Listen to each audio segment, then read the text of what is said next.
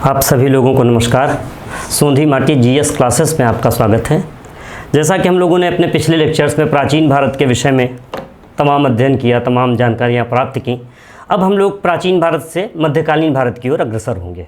मध्यकालीन भारत में हमने जो तय किया था शुरुआत में कि हम लोग लगभग 7-8 लेक्चर बनाएंगे बड़े बड़े, लेकिन अब उतने बड़े लेक्चर न बना करके हम लोग थोड़ा सा संक्षिप्त लेक्चर बनाना चाह रहे हैं। आप बोर्ड पर देख पा रहे होंगे कि आज हम लोगों के जो टॉपिक हैं इनमें शुरुआत करेंगे। पहला टॉपिक है हमारा इस्लाम, यानी हम इस्लाम के विषय में जानकारी लेंगे। और वास्तव में इस्लाम के विषय में चूँकि भारत देश में भी इस्लाम के बहुत सारे अनुयायी हैं, ऐसे में इस्लाम की जानकारी सामान्य नागरिक होने के कारण भी और विद्यार्थी होने के कारण तो अनिवार्य रूप से हमको होनी ही चाहिए ठीक से, कि इस्लाम में आखिर शिया सुन्नी क्या है, इस्लाम के धर्म को मानने वालों के कर्तव्य क्या होते हैं, इस्लाम धर्म कब आया, इसकी कुरान क्या है, इस तरह से जानकारियाँ इसके विषय में, या करबला का युद्ध क्यों हुआ था, कहाँ हुआ था, इस तरह से।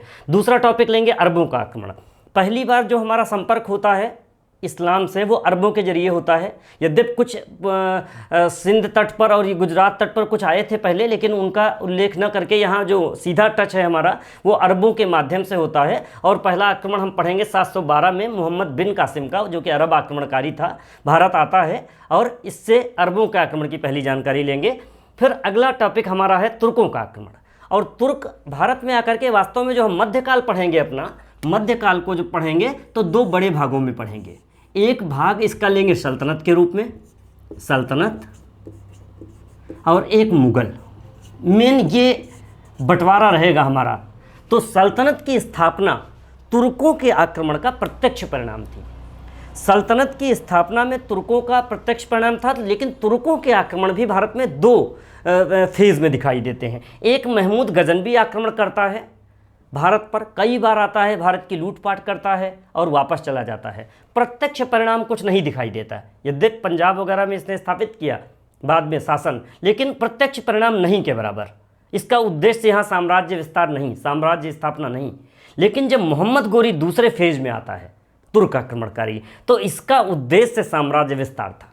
और ये साम्राज्य विस्तार करता है भारत में, और भारत में बंगाल तक अपने सहकर्मियों के साथ, अपने गुलामों के साथ, लोगों के साथ शासन करना शुरू करता है। और वही बाद में जब मोहम्मद गोरी ख़त्म हो जाएगा तो हम एक वंश पढ़ेंगे जिसका पहले नाम गुलाम वंश दिया जाता था। बाद में कई इतिहासकारों ने इस पर आपत्ति दर्ज की, इसको गुलाम वंश न कह के ममलूक वंश नाम दिया, यानी जिनके माता पिता स्वतंत्र जन्मे हों लेकिन वो बाद में दास बन गए हों। वो हम लोग आगे पढ़ेंगे जब मोहम्मद गोरी के बाद की बात। आज के हमारे ये टॉपिक हैं, और पहला टॉपिक ले लेते हैं हम लोग आज का इस्लाम। शुरुआत करते हैं इस्लाम के विषय में। मोटी मोटी बातें आपको जो पता होनी ही चाहिए, इस्लाम क्या है और इस्लाम का उदय कब हुआ, इस विषय में जानकारी आपको होनी चाहिए। देखिए, इस्लाम का उदय मक्का में हुआ। सऊदी अरब में मक्का है। मक्का में बहुत सारे मूर्ति पूजक लोग थे, यानी मूर्ति पूजक भी नहीं कहे जाएंगे उनको, बहुत सारे काले काले पत्थरों की पूजा होती थी। और मोहम्मद साहब जो कि पैगंबर थे अंतिम माना जाता है अल्लाह के, जिन्होंने कुरान को लेकर के आए, उन्होंने देखा कि ये बहुत सारा पूजा इस तरह से होती है जो कि उनको कहीं ना कहीं, चाहे समझिए जो काम भारत में महात्मा बुद्ध ने आकर के किया, कहीं ना कहीं प्रहार किया था, वो इस्लाम एकेश्वरवाद यानी एक ईश्वर को मानते हुए उन्होंने वहाँ पर कोशिश की कि लोग अच्छे से रहें। ये उद्देश्य था मोहम्मद साहब का, और इस्लाम की उन्होंने स्थापना की। 570 एडी में मोहम्मद साहब का जन्म होता है। इस्लाम के संस्थापक कह लीजिए। वैसे तो अल्लाह का तो माना जाता है कि अल्लाह तो जब से सृष्टि का निर्माण हुआ तब से है, लेकिन जो अंतिम पैगंबर कहे गए इस्लाम के, इनका नाम है मोहम्मद साहब। इनके विषय में हमको जानकारी होनी चाहिए। जैसे इनका जन्म कब हुआ, 570 एडी में, यानी 570 ईस्वी में इनका जन्म होता है। इनका जन्म कहाँ हुआ, मक्का में। मक्का में, मक्का कहाँ पर है आपको पता होना चाहिए, सऊदी अरब में, सऊदी अरब में। 570 में इनका जन्म हुआ। एक सामान्य व्यक्ति के रूप में मोहम्मद साहब रहते थे। इन्होंने इनके पिता का नाम अब्दुल्ला लिख लीजिए, क्योंकि इनके पिता का नाम भी आपके उसमें होना चाहिए जी, उसमें आता है। और माता का नाम अमीना। पिता का नाम अब्दुल्ला और माता का नाम अमीना। माता पिता का नाम इनके, ये कुरैशी जनजाति के थे। मोहम्मद साहब की जनजात जो थी वो कुरैशी जनजात थी। 25 वर्ष कि जब इनकी ये 570 में जन्मे, 25 वर्ष की उम्र में यानी लगभग 605 ईस्वी के आसपास इन्होंने खदीजा बेगम एक महिला थी, इनसे उम्र में 40 कुछ वर्ष बड़ी थी वो, और उनसे इन्होंने शादी कर ली। उनका नाम था खदीजा बेगम, यानी इनकी पत्नी हो गई खदीजा बेगम। खदीजा बेगम से इन्होंने शादी कर ली। ये 40 वर्षीय थी और मोहम्मद साहब 25 वर्षीय थे, अर्थात इनमें 15 वर्ष का अंतर था उम्र में। खदीजा बेगम बड़ी थी इनसे।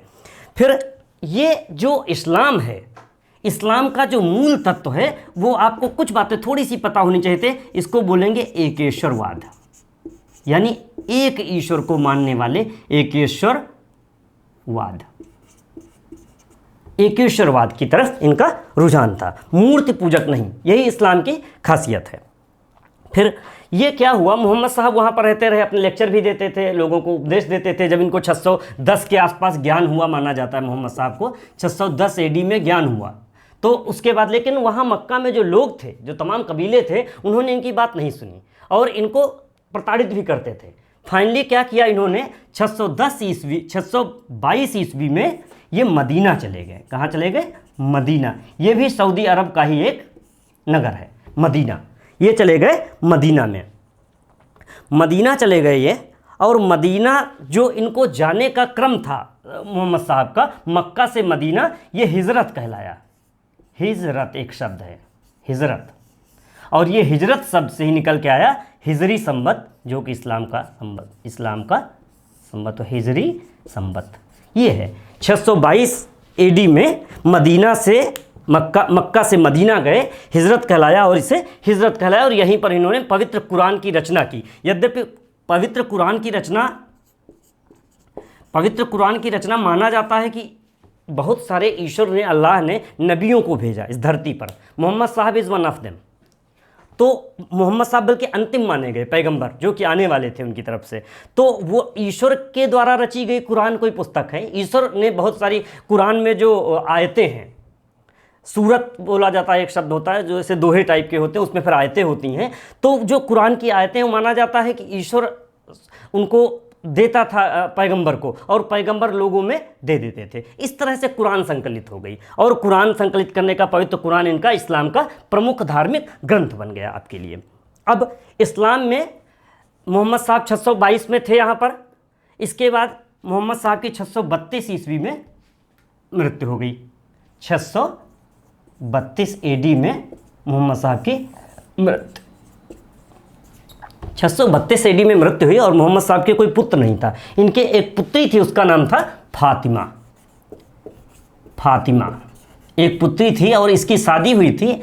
इनके चचेरे भाई थे अली, मोहम्मद साहब के चचेरे भाई अली से फातिमा की शादी हुई थी। और इनके 2 पुत्र होते हैं, एक का नाम था हसन और एक का नाम था हुसैन। यानी कि 2 पुत्र इनके थे, हसन और हुसैन, फातिमा और अली से। मोहम्मद साहब की मृत्यु के बाद मोहम्मद साहब ने इस्लाम को स्थापित कर दिया, ठीक से इस्टेब्लिश हुआ इस्लाम। कुरान इनका धार्मिक ग्रंथ हो गया। बहुत सारे सहयोगी तैयार हुए मोहम्मद साहब के। मदीना, मक्का, आसपास क्षेत्रों में, बहुत सारे क्षेत्र में इस्लाम का प्रसार हुआ। फिर इसके बाद जब मोहम्मद साहब की मृत्यु होती है, तो फिर एक उत्तराधिकार को लेकर के प्रश्न खड़ा हुआ कि आखिर किसको उत्तराधिकारी बनाया जाए। तो इनके एक सहयोगी थे और ससुर भी थे मोहम्मद साहब के, जिनका नाम था अबू बकर को ज़्यादातर लोगों ने कहा कि अबू बकर ही उनके वास्तविक उत्तराधिकारी हैं।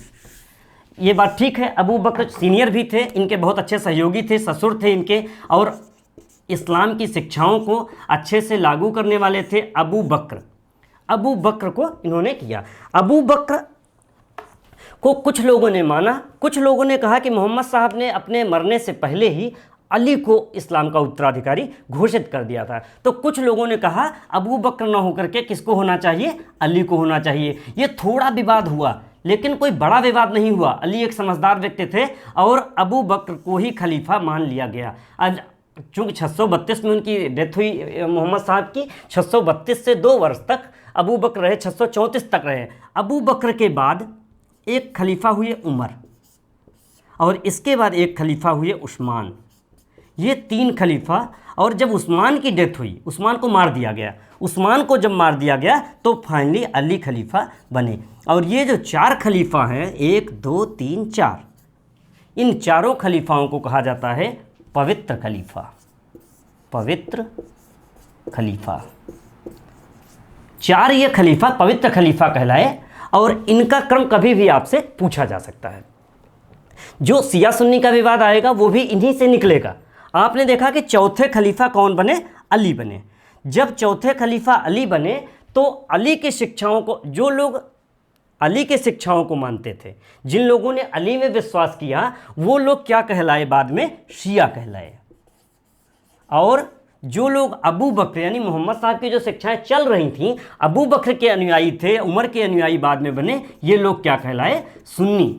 एक बात ध्यान रखिए, शिया सुन्नी में कोई बेसिक डिफरेंस नहीं है। ये दोनों इस्लाम के 2 संप्रदाय कह लीजिए, और दोनों ही मोहम्मद साहब को मानते हैं। दोनों ही इस्लाम के जो 5 कर्तव्य भी हम आपसे चर्चा करेंगे आगे, उन 5 कर्तव्यों को मानते हैं। एक ही जैसा है, बस केवल क्या था कि अली की शिक्षाओं को मानने वाले लोग शिया कहलाए, यानी कि अली का जो दल था, सियाने टोली के लोग, ऐसे कहा जाता था, सियाने टोली के लोग। और सियाने टोली क्या थी? अली की टोली थी, तो शिया कहलाए। और अबू बकर के साथ जो और लोग थे वो सुन्नी कहलाए। आपको पता होना चाहिए कि विश्व में सुन्नी समुदाय 80 से 90% है, और 10% मात्र है शिया संप्रदाय। तो जो शिया और सुन्नी का डिवीज़न है, सुन्नी शिया, शिया और सुन्नी का जो डिवीज़न है, 80 to 90% लोग हैं आपके सुन्नी, और 10% लोग हैं लगभग शिया।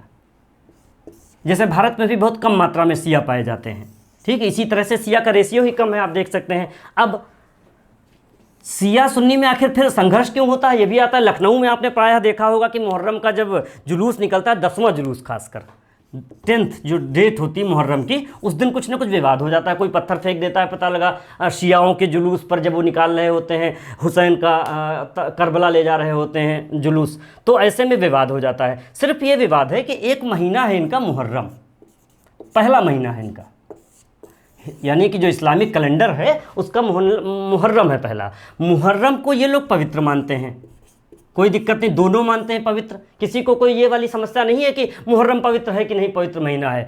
इसमें क्या होता है, अभी हम लोग जब चर्चा कर रहे थे कि अली थे, और अली ने किससे शादी की थी, बताया था आपको, फातिमा से। और फातिमा मोहम्मद साहब की बेटी थी, और इनके 2 पुत्र हुए, एक का नाम हसन और एक का नाम हुसैन। इधर क्या हुआ, जो चौथे एक खलीफा थे, तीसरे उस्मान, जिनका मैंने बताया कि मार दिए गए थे, उस्मान के जो समर्थक थे वो जो मुवैयद कहलाए थे,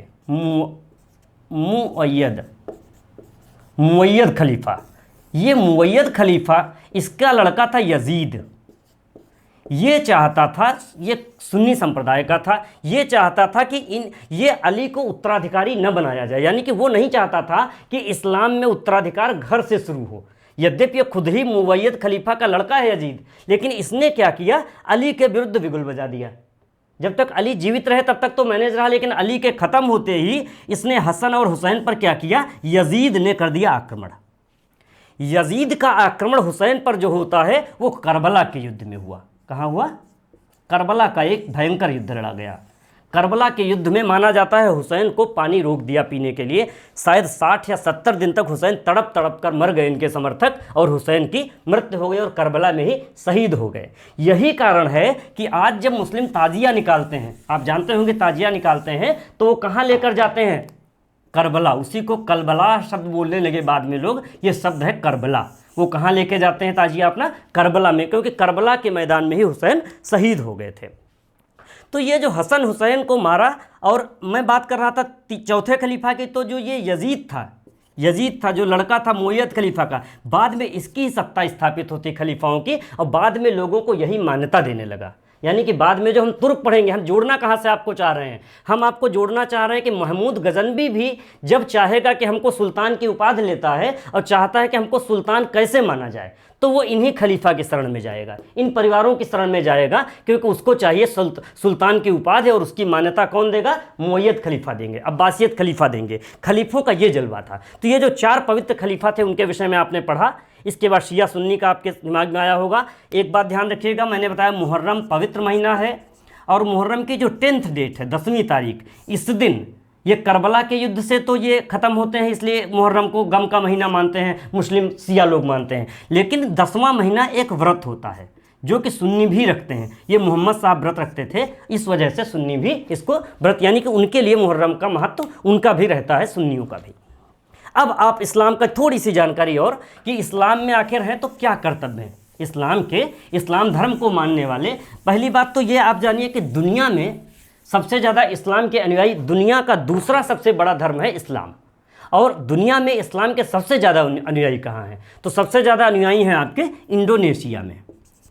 मुस्लिम सबसे ज़्यादा अनुयायी जो हैं लगभग 23 करोड़ के आसपास लोग, ये 9 का आंकड़ा था, अब तो 25 करोड़ के आसपास मान सकते हैं, ये लगभग आंकड़ा, एग्जैक्ट नहीं, इंडोनेशिया। और दूसरे नंबर पे आता है आपका भारत, जहां माना जाता है अब 22 करोड़ के आसपास मुस्लिम आबादी है। और तीसरे नंबर पे आता है आपका पाकिस्तान, जहां माना जाता है इस समय लगभग 21 या 20 करोड़ आबादी इस समय पाकिस्तान में होगी, लगभग आंकड़े हैं ये आपके। ये 3 दुनिया के देश हैं जहां मुस्लिम आबादी सबसे ज़्यादा है, और दुनिया का सबसे ज़्यादा धर्म क्रिश्चियन है, और दूसरे नंबर पे मानने वाले लोग मुस्लिम धर्म को हैं। मुस्लिम धर्म में 5 कर्तव्य जो माने गए हैं वो आपको एक स्टूडेंट के रूप में याद होने चाहिए, लिख लीजिए आप 5 कर्तव्य मुस्लिमों के। सबसे पहला 5 कर्तव्यों में कलमा पढ़ा जाता है मुस्लिमों में, कलमा। दूसरा नमाज दिन में कितनी बार पढ़ी जाती है पता होना चाहिए, 5 बार। अब इनके सबके नाम हैं, इस समय हम लिख नहीं सकते ना, आपको ज़रूरत है जानने की। अगर आप जिज्ञासु हो इस्लाम को लेकर के तो आप देखिएगा इनके सुबह की नमाज, दोपहर की नमाज, शाम की नमाज। इसके बाद आपका आता है रोज़ा, यानी व्रत। रमज़ान एक पूरा महीना होता है, सुबह से शाम तक बगैर जल के, निर्जल ये लोग व्रत रहते हैं। चौथा आपका है जकात का मतलब हुआ आपकी धर्म के लिए कुछ दान, धर्म दान कह लीजिए आप, ठीक है। धर्म दान ये माना जाता है जो वार्षिक आय किसी मुस्लिम की होती है उसका 2.5% वो धार्मिक कार्यों में देता है। और लास्ट है इनका हज माना जाता है, हज यानी मक्का और मदीना की यात्रा। चूँकि मोहम्मद साहब अंतिम पैगंबर थे और उनसे जुड़े हुए स्थल हैं, इतने पवित्र स्थल हैं, तो माना जाता है हर मुस्लिम को अपने जीवन में एक बार हज करनी चाहिए, और ये हज है। ये 5 कर्तव्य हैं किसी भी मुसलमान के जो कि इस्लाम धर्म को मानने वाला होता है। इसके बाद आपका इस्लाम के विषय में हम लोग कंप्लीट जानकारी ले लिया। अब इस्लाम के बाद आगे बढ़ते हैं। इस्लाम के बाद अगला टॉपिक डालिए, अरबों का आक्रमण।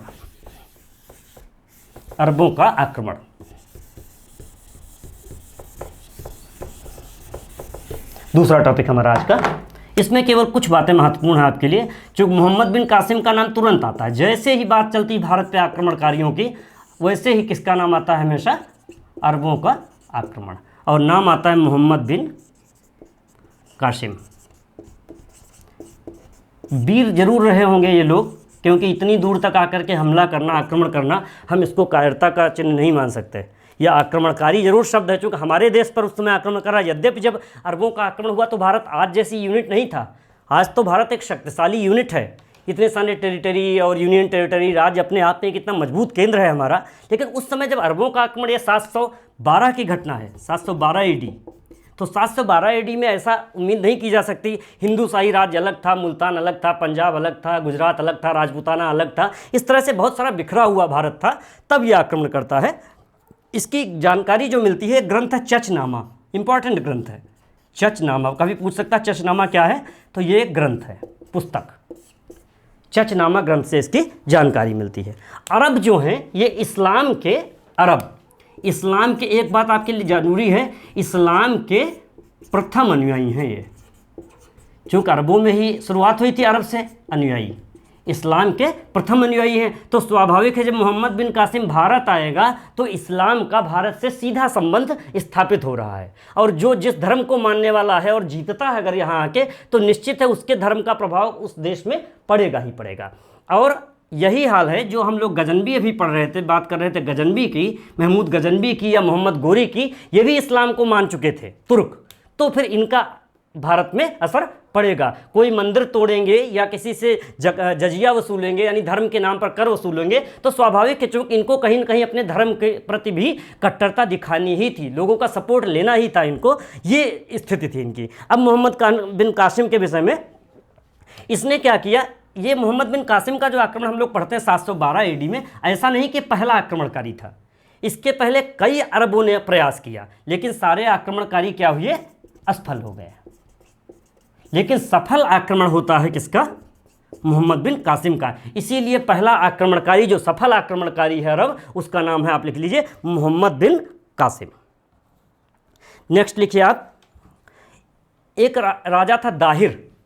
मोहम्मद बिन कासिम जब यहाँ युद्ध करता, हिंदू शाही शासक जो मुल्तान और पश्चिमोत्तर भारत पे, तो फिर ये शासक था यहाँ का दाहिर। दाहिर से इसका संघर्ष होता है, दाहिर विरुद्ध मोहम्मद बिन कासिम। दाहिर की सेना जीत ही रही थी। ऐसे कई दृश्य हैं भारतीय इतिहास में, भारतीय उसमें मिलते हैं, जबकि लगता है कि भारत की सेना, यानी कि उस समय जो भारत था वो जीत रहे होते थे, कुछ ऐसी घटना घट गई कि उसका उल्टा प्रभाव हुआ और वो जीत गए। यही हुआ, दाहिर जीत रहा था अपना युद्ध, और अचानक दाहिर की आंख में तीर लगा करके, और दाहिर की आंख में तीर लगा और इसके हाथी पर सवार था, इसके हाथी पीछे को भागे, और वो जो हाथी थे, जो इसकी सत्ता थे, जो सेना थी, वो सारे उसी का विरोध कर, यानी उसको उल्टा पड़ गया उसको, और दाहिर क्या हुआ, हार गया। दाहिर हार गया तो मोहम्मद बिन कासिम इस तरह से सफल रहा। मोहम्मद बिन कासिम ने कई राज्यों को, छोटे छोटे राज्यों को जीता, लेकिन इतिहासकार क्या मानते हैं, इतिहासकार कहते हैं इसकी घटना क्या है, महत्वहीन घटना है ये। महत्व, अरबों का आक्रमण भारतीय इतिहास में एक महत्वहीन घटना है, क्योंकि ना तो कोई इन्होंने तुर्की विजय की पृष्ठभूमि तैयार की, इस तरह से मानते हैं इनके लिए, क्योंकि इनके बीच में गैप पर्याप्त है, और ना ही कोई ऐसा प्रभाव छोड़कर गया मोहम्मद बिन कासिम जिसके दम पर जाना जाए कि अरबों के आक्रमण से भारत का ये लाभ हुआ। लेकिन जजिया पहली बार इन्होंने वसूला, एक बार किसी न किसी राज्य से, और जजिया वसूलते थे इस्लाम के, माना जाता था सुरक्षा का। अगर इस्लाम धर्म का कहीं राज्य है और किसी को सुरक्षा दी जा रही है तो माना जाता था जजिया शासक का एक अधिकार है वसूलना। तो मोहम्मद बिन कासिम ने पहली बार जजिया वसूला, और आगे गजनवी और मोहम्मद गोरी भी इसको करते दिखाई देते हैं। यद्यपि इतिहासकारों ने भले ही इसको महत्वहीन घटना दिया, लेकिन आक्रमण तो पहला यही कर रहा है और जीत भी रहा है। तो कहीं न कहीं जब गजनी या मोहम्मद गोरी भले अफगानिस्तान से आएंगे, लेकिन इसकी पृष्ठभूमि, भले इतिहासकारों ने इसको महत्वहीन कहा, लेकिन मुझे लगता है कहीं न कहीं इनका आपस में एक मेल होगा जरूर, और इसका पृष्ठभूमि तैयार जरूर ये कर रहे होंगे। ये मेरा अपना व्यू है, अपना मानना है कि इसके लिए पृष्ठभूमि निश्चित रूप से इन्होंने तैयार की होगी। और व्यापारिक संबंध भी अरबों से भारत के विकसित हुए। मोहम्मद बिन कासिम के विषय में थोड़ा जानिए कि इसने राज्य किया, इसके वहाँ पर हज्जाज था गवर्नर ईरान का, हज्जाज एक नाम था, यही इसी की सत्ता चलती थी, इसी से अनुमति लेकर आक्रमण करने आया था ये। इसके पास मोहम्मद बिन कासिम ने यहाँ पर बंदी बनाकर तमाम लड़कियों को भेजा इसके पास।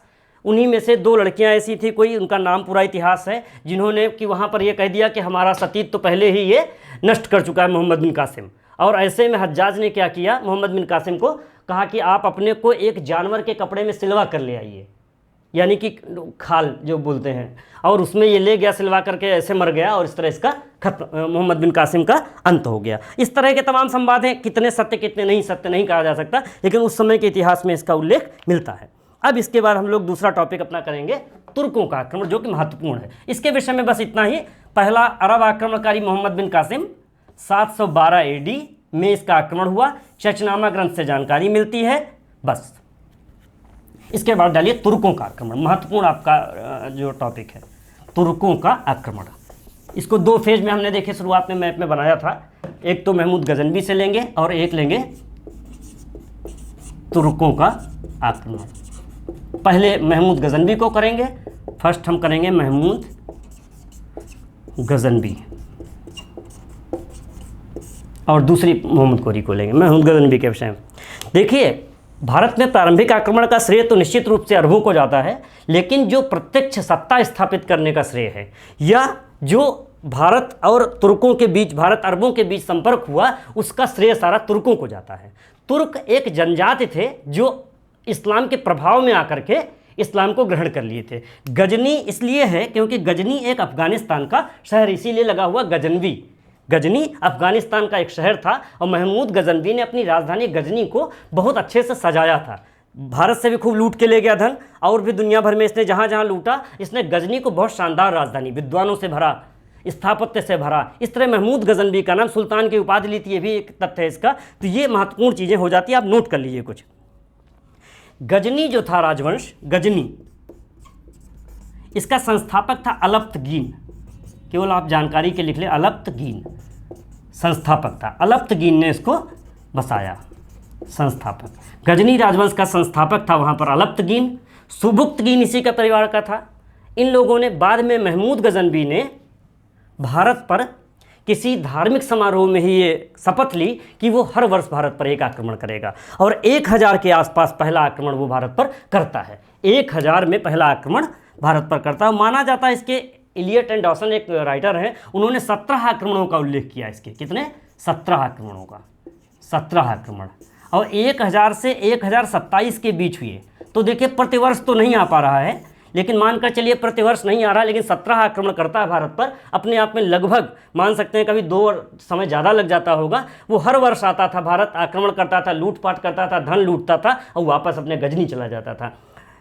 27 वर्ष तक कोई एक आक्रमणकारी किसी देश पर आक्रमण करे, वही राजा, वही जानते थे कि फिर वो आएगा, फिर लूट ले जाएगा। मंदिरों को चूँकि उस समय क्या माना जाता था, धन की खान, दान मिलता था बहुत सारा। मंदिर उस समय सबसे ज़्यादा रिच स्रोत थे, तो वो सबसे ज़्यादा आक्रमण उसका कहाँ होता था? मंदिरों पे, चाहे सोमनाथ पे हो, चाहे चक्रस्वामिन पे हो। वो आता था मंदिरों पे, आक्रमण करता था, लूटपाट करता था, चला जाता। और भारत में उस समय अगर सब मिल जाते, उस समय राजपूत राज्य, भारत में क्या चल रहा है, 1000 का समय, पूर्व मध्यकाल, राजपूत छोटे छोटे राज्यों में बटे हैं। प्रतिहार अलग हैं, परमार अलग हैं, चौहान अलग हैं, चंदेल अलग हैं। इस तरह से पंजाब में हिंदुशाही राज्य अपना एक अलग चल रहा था, मुल्तान में अलग चल रहा था। तो ये सब इतने सारे लोग हैं, आनंदपाल, जयपाल, लेकिन कभी संगठित नहीं हुए। एक आध बार प्रयास किए, विफल हो गए, नहीं सफल रहे, और अंततः क्या हुआ, ये तुर्क आक्रमणकारी बार बार आता रहा भारत, और बार बार इसके आक्रमण का सिर्फ और सिर्फ उद्देश्य इतिहासकारों ने माना धन की लूट।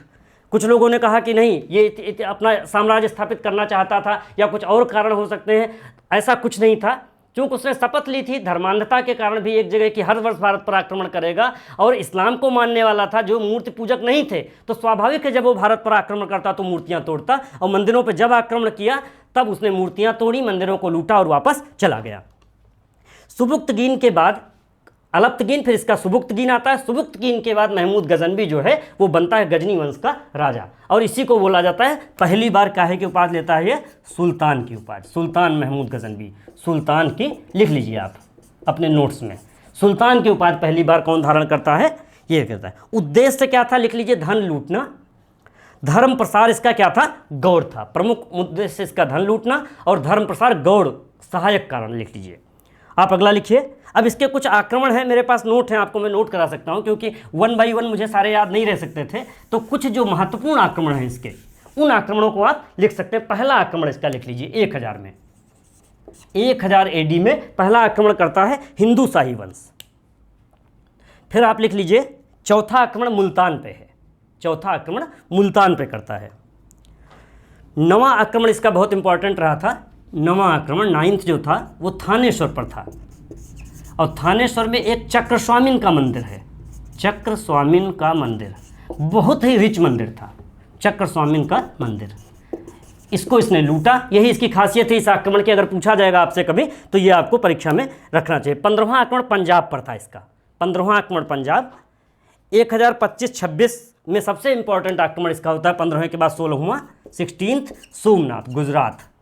और गुजरात आक्रमण में क्या लूटता है ये, सोमनाथ मंदिर। सोमनाथ मंदिर बताते हैं ईश्वर के सारे छोड़कर लोग चले गए, एक आध पुजारी वगैरह लड़ते रहे, और लोगों ने कहा नहीं नहीं ईश्वर रक्षा करेगा। एक इसके अंदर पत्थर रखा रहता था, पता नहीं कैसे उसका बैलेंस जो था, वो बैलेंस ऐसे बनाया हुआ था कि वो हवा में लटका हुआ था, ऐसा किसी एक इतिहास की पुस्तक में आता है। तो वो पत्थर रखता था, तो मानते थे ये लोग कि ये ईश्वरीय है, इसको कोई टच करेगा अगर तो उसको नुकसान हो जाएगा। लेकिन ऐसा कुछ नहीं हुआ। महमूद गजनवी आया 1025-26 में, उसने सोमनाथ मंदिर तोड़ दिया, सारी संपत्ति ले गया, दरवाजे वगैरह तोड़ के ले गया। वो गजनी में, अपनी राजधानी में, अपने महलों में लगवाया जा करके। बात तक अभी तक उसका उल्लेख आता है, कभी आप पढ़ेंगे अगर तो उसके तमाम ऐसी चीज़ें मिलेंगी जो गजनी में सोमनाथ मंदिर से टूट कर गई थी। इसके बाद अंतिम आक्रमण, जब यह सोमनाथ से लूट कर ले जा रहा था तो रास्ते में जाट पड़े।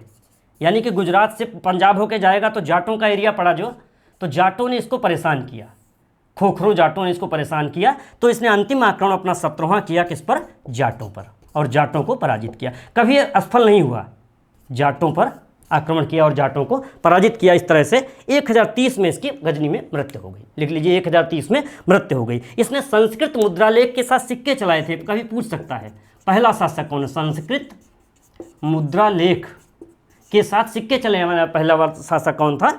ये था। इसके विषय में, इसकी राजधानी जो थी वो भरी रहती थी, मैंने बताया था साहित्यकारों से, तो उसके एक दो महत्वपूर्ण चीज़ें लिख लीजिए। जैसे उतबी एक नाम आता है, कभी भी आपसे साहित्य की चर्चा होगी इस तरह की तो उतबी का नाम जरूर आएगा। उतबी एक बहुत बड़ा इसका दरबारी इतिहासकार था। उतबी, एक तो उतबी था, ये दरबारी इतिहासकार। और एक बहुत बड़ा लेखक हुआ फिरदौसी, और इसकी रचना का नाम भी याद रखिए, शाहनामा। अपने आप में अद्भुत रचना है फिरदौसी का शाहनामा। माना जाता है फारसी की शुरुआत इसी से हुई, फारसी भाषा जो है उसकी नींव इसी से रखी गई। फिरदौसी ने शाहनामा लिखा। फिरदौसी से मोहम्मद गजनवी ने वादा किया कि जब आप लिखेंगे कि पुस्तक ये शाहनामा लिखेंगे तो आपको हम इनाम में मिस्कल, सोने की मुहर देंगे। और 60,000 मिस्कलों का दावा किया, उसने वादा किया कि जितने दोहे इसमें होंगे उतना हम आपको देंगे। फिरदौसी ने बड़ी मेहनत से रचना तैयार की, पहुँचे दरबार में लेके शाहनामा कि ये लिख गई है और सोने के मोहरों का वादा था ही मिस्कल का। तो उसने वो मिस्कल ना दे करके दिरहम दे दिया। दिरहम चांदी की मुद्रा थी, दिरहम दे दिया। तो फिरदौसी नाराज़ हो गए। उन्होंने कहा नहीं नहीं, ये अपना रखिए, क्योंकि उन्होंने वादा तो सोने का किया था। तो वापस कर दिया। इसके बाद फिर वापस घर चले आए फिरदौसी वापस आया और पूरे राज्य में गजनी के विरोध करने लगे, गजनी के विरोध में बोलने लगे। तो जब गुप्तचर गए गजनी के तो उन्होंने सुना कि अरे सुल्तान की बहुत बदनामी हो रही है। तो लौटकर सुल्तान को बताया कि सुल्तान ऐसा ऐसा हो रहा है, मैं जिस कोने में जाता हूँ वहीं बहुत ज़्यादा शर्मसार होना पड़ता है। तो कहा क्या कारण है? तो कारण बताया कि फिरदौसी को आपने वादा किया था, वो आपने दिया नहीं। उन्होंने फिरदौसी को बुलवाया तो फिरदौसी फिर नहीं आए। फिरदौसी स्वाभिमानी साहित्यकार थे, उन्होंने कहा अब मैं नहीं जाऊँगा। तो फिर सुल्तान ने घोड़ों पर भरकर 60,000 मिस्कल भिजवाए फिरदौसी के घर। ये दुर्भाग्य था कि जब वो पहुँचे सोने लेकर के तो उसी समय उसका जनाजा निकल रहा था, अर्थात उसका काम खत्म हो गया था। इसके बाद एक और व्यक्ति है इंपॉर्टेंट, जो मैंने पहले आपसे चर्चा कर चुका था। इनके साथ एक अलबरूनी एक बार आता है। अलबरूनी याद आ गया होगा आपको। महमूद गजनवी के साथ कौन आता है? अलबरूनी। और इसकी नाम था किताब उल हिंद, या इसी का नाम था तहकीक, यानी हिंद की खोजबीन। ये बहुत बड़ा विद्वान था। इसने संस्कृत का ज्ञान लिया, कई भाषाओं का ज्ञाता था ये। अलबरूनी कई भाषाओं का ज्ञाता था, संस्कृत का ज्ञान लिया आदि और पुराणों का अध्ययन किया, संस्कृत का ज्ञान लिया, पंडितों से शास्त्रार्थ किया, वार्ता की, गणित देखा, समाज देखा। अलबरूनी ने समझ लीजिए 12वीं-11वीं शताब्दी का पूरा भारत लिख दिया। अलबरूनी इसलिए बहुत महत्वपूर्ण है। कभी भी पूछ सकता है कि अलबरूनी की पुस्तक का नाम किताबुल तहकीक हिंद। अलबरूनी भी इसी के साथ एक आक्रमण जब ये करने आया 1018-19 का, तब ये साथ ही में आया था। इसकी आप जानकारी ले लें। और पुराणों का अध्ययन करने वाला अगर प्रथम मुसलमान पूछा जाए तो कौन था? अलबरूनी था।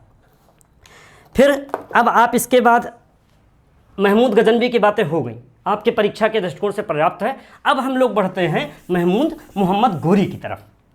मोहम्मद गोरी जो कि भारत में सल्तनत को स्थापित कर देगा, कुतुबुद्दीन ऐबक को दिल्ली में पंजाब में बैठा देगा। मोहम्मद गोरी मतलब एक गोर जगह है अफ़गानिस्तान में। कहाँ पर है? गोर अफ़गानिस्तान में है। और ये अफ़गानिस्तान में गोर जगह से थे और संसबानी वंश था इनका, संसबानी वंश। गजनी से थोड़ी दूर पे, गजनी से बहुत निकट नहीं, गजनी से एक दूरी, लेकिन गजनी से ही दूर। तो गजनी क्या था? मोहम्मद गजनी ने इसको गोर को अपने अंडर में कर रखा था, यानी कि आक्रमण करके हरा दिया होगा कभी। तो ये दबे हुए थे ये लोग भी। ये गोर वंश के जो लोग संसबानी वंश के गोर थे, जैसे ही मोहम्मद गजनवी मर गया 1030 में, गोरों ने अपने को क्या किया? स्वतंत्र कर लिया। और जब गोरों ने स्वतंत्र कर लिया तो इसके बाद क्या हुआ? मोहम्मद गोरी एक आदमी, मतलब उसमें तो बहुत सारे लोग उभर कर आए, लेकिन मोहम्मद गोरी जो इनका गोर वंश का हुआ वो बहुत महत्वपूर्ण शासक हुआ, जो उसने भारत पर आक्रमण किया। मोहम्मद गोरी, और इसका पूर्व का नाम लिख लीजिए मोहम्मद गोरी में सिहाबुद्दीन। पूछा जा सकता है एग्जाम में आपके, सिहाबुद्दीन, ये इसका पूर्व का नाम था मोहम्मद गोरी का। मुस्लिम सत्ता का वास्तविक संस्थापक अब हम इसको कह सकते हैं। शिहाबुद्दीन को, यानी शिहाबुद्दीन अर्थात कौन है? मोहम्मद गोरी। गोरी गजनी से निकट था। अब गोरी को क्या हुआ? गोरी का जो भाई था उसने गजनी वंश से दूसरी तरफ सत्ता स्थापित की अपनी मध्य एशिया में। आप कभी मैप देखेंगे ठीक से तो मध्य पूर्व एशिया में देखेंगे कि एक हिस्सा अगर पूरब की तरफ आप चले गए, पश्चिम की तरफ चले गए, तो गजनी जो गोरी का भाई है वो उधर स्थापित करता है। गोरी के पास कोई विकल्प ही नहीं दिखता है कि वो करे क्या। तो गोरी ने क्या किया? ये तय किया कि वो भारत की तरफ बढ़ेगा, क्योंकि उसको क्या करना है? भारत में अपना साम्राज्य स्थापित करना है, एक कारण। दूसरा, जब गजनवी मरा था तो पंजाब में इसने एक अपना उत्तराधिकारी बैठा दिया था जिसका नाम था खुसरो मलिक। पंजाब में ये इसका आदमी था। तो गोरी और गजनी क्या थे? आपस में जानी दुश्मन थे, बिल्कुल समझ लीजिए, है ना। जैसे वीर ज़ारा वाले उसमें दिखाई देते हैं, या वो कौन सी राजकुमार दिलीप कुमार की थी फिल्म सौदागर, उसमें दिखाई देते हैं। उस तरह से आप ये समझिए कि गजनी गोरी हमेशा युद्धरत रहते थे। तो गोरी को इसको हटाना था पंजाब से, खुसरो मलिक को, क्योंकि गजनी वंश का था, तो इसलिए भी आया। प्लस वो भारत में सत्ता स्थापित करना चाहता था, और वो सच भी हुआ। मोहम्मद गोरी यद्यपि हारा भी, अभी हम आगे चर्चा करेंगे, लेकिन वो भारत आता है और भारत में कुतुबुद्दीन ऐबक को, बख्तियारुद्दीन खिलजी को, एल्दूज को, कुबाचा को स्थापित कर देता है सबको। और उसी पे बाद में इल्तुतमिश, रजिया सुल्ताना, हम लोग आगे क्लासेस में पढ़ते रहेंगे, धीरे धीरे आने लगता है। अब मुस्लिम सत्ता में एक तो हो गया कारण विस्तार, मैंने बताया साम्राज्य विस्तार के लिए दूसरी जगह नहीं थे, गजनी को समाप्त करना था। इसने कई आक्रमण किए। एक गुजरात में आक्रमण करता है और हार जाता है। गुजरात पर आक्रमण इसने किया। क्यों महत्वपूर्ण है? तो परीक्षा में पूछ सकता है कि आखिर गोरी कब कब हारा। गोरी 2 बार भारत में हारता है। पहली बार गुजरात में इसका शासक है भीम द्वितीय। इसकी माँ थी उस समय शासिका, मिली है तो छोटा था, तो इसकी माँ जो है वो हराती है। भीम सेकंड या मूलराज सेकंड भी इसका नाम आता है, ध्यान रखिएगा, कभी पूछ ले तो आपको ऐसा ना हो। मूलराज सेकंड, माँ शायद नायिका देवी नाम है माँ का, इसकी जरा होमवर्क में ढूंढिएगा। और फिर एक बार तराइन का भी हम युद्ध करेंगे, उसमें पृथ्वीराज चौहान हराएंगे। 2 बार हारा। तो पहली बार कब हारता है? 1178 में इसको गुजरात पर आक्रमण के समय हारता है। इसके बाद इसकी माँ नायिका देवी ही थी, याद है मुझे, माँ नायिका देवी। आप अगला लिखे तराइन का पहला युद्ध, जो कि परीक्षा में आपसे फिर पूछा जाएगा। तराइन के 2 युद्ध हुए। अच्छा, आप मज़ेदार बात यह है कि जैसे गजनवी के समय भारत वाले थे वैसे मोहम्मद गोरी के सामने थे। जैसे गजनवी हरा के चला जाता था, 1000 की घटना थी, और ये आया 1200 में लगभग, यानी 150 साल बाद भी हम जहाँ के तहाँ खड़े थे, उसी तरह लड़ झगड़ रहे थे आपस में, कोई एकता नहीं थी। और उसी का रिजल्ट है तराइन हरियाणा में प्लेस है ये, देखिएगा होमवर्क में कहाँ पर एग्जैक्ट। तराइन भटिंडा के पास कहीं। तराइन का फर्स्ट युद्ध 1191, पृथ्वीराज थर्ड या वही चौहान और किससे लड़े? विरुद्ध गोरी। और पराजित कौन हुआ? गोरी हार गया। क्यों गोरी हार गया? क्योंकि गोरी आगे बढ़ गया था और पृथ्वीराज ने अपनी शक्ति समेटी और काफ़ी दूर तक इसको खदेड़ दिया गोरी को, लेकिन ये मारने मतलब और आगे नहीं उसको लेके जा पाए। वो अपने राज्य चला गया, वापस चला गया। ये फिर आराम फरमाने लगे, यहाँ जयचंद की लड़की को भगाने लगे। जयचंद तो इनका वैसे दुश्मन था, जयचंद की लड़की संयोगिता था, उसका ये अपहरण कर लाए थे। ये सब आपस में खूब चल रहा था, यानी आपस में यहाँ लड़ाई झगड़ा चल रहा था। गोरी क्या हुआ? वो 91 में हार के चला गया, लेकिन चुप नहीं बैठा, 1192 में फिर आ गया। और क्या हो गया? तराइन का सेकेंड युद्ध हो गया।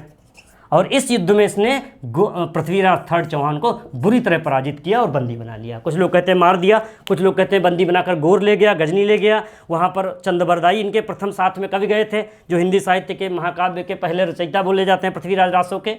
चंदबरदाई, उन्होंने एक श्लोक सुनाया इनको और कहा कि मार दिया गोरी को। ये तो कपोल कल्पित लगता है, लेकिन कुछ दिन ये इतिहास में मिलता है कि पृथ्वीराज चौहान का कोई लड़का था, उसको कुछ दिन गोरी ने राज्य दे दिया था थोड़ा सा, और वो शासन करता रहा। इसके बाद एक पृथ्वीराज थर्ड की उपाधि ध्यान रखिएगा, पूछ सकता है कभी एग्जाम में, राय पिथौरा। एग्जाम में पूछ सकता है आपसे, राय पिथौरा किसकी उपाधि है? तो पृथ्वीराज थर्ड की है। अब इसने दिल्ली जीत ली, मोहम्मद गोरी ने अगले आकर दिल्ली जीत ली, और दिल्ली जीत कर किसको बना दिया? यहाँ बैठा दिया ऐबक। यहीं से हम लोग अगला अपना टॉपिक शुरू करेंगे, कुतुबुद्दीन ऐबक। और ये दिल्ली से राज्य करेगा, गुलाम वंश का पहला सुल्तान बनेगा कुतुबुद्दीन ऐबक। इसको बैठा दिया। दूसरा, ये शासन तो लाहौर से करता रहा। फिर ये दिल्ली का तो काम खत्म हो गया, लेकिन जयचंद जो थे ये कन्नौज से राज्य करते थे, बड़े शासक थे। तो एक युद्ध हुआ चंदावर का युद्ध, चंदावर का युद्ध 1194। और इसने किसको पराजित कर दिया इस बार? जयचंद। आपसे पूछ सकता है चंदावर का युद्ध किसके बीच हुआ? तराइन का तो बहुत फेमस हो चुका है। चंदावर का युद्ध किसके बीच हुआ? तो जयचंद और मोहम्मद गोरी के बीच, जिसमें मोहम्मद गोरी जीता और जयचंद पराजित हो गया। बुंदेलखंड ऐबक जी का एक इसका और सरदार साथ में आया था, जैसे ऐबक आया था इसका एक गुलाम, इसी तरह एक इसका गुलाम था बख्तियारुद्दीन खिलजी। बख्तियारुद्दीन